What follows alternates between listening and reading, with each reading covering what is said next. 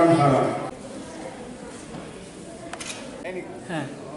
নিকেতনে বার্ষিক পুরস্কার বিতরণী অনুষ্ঠান 2024 এই উপলক্ষে আজকে বিদ্যালয়ে প্রধান উদ্বোধক হিসাবে আমাদের মধ্যে উপস্থিত ছিলেন আমাদের স্কুল অফ এডুকেশনের ডাইরেক্টর শ্রী শ্রী শর্মা মহোদয়।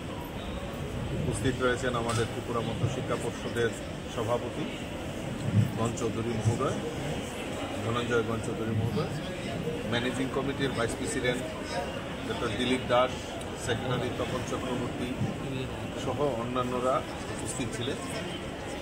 ওনাদের উপস্থিতিতে আজকে আমাদের বার্ষিক যে পুরস্কার বিতরণী অনুষ্ঠান সেটাকে আমরা অনুষ্ঠিত করছি।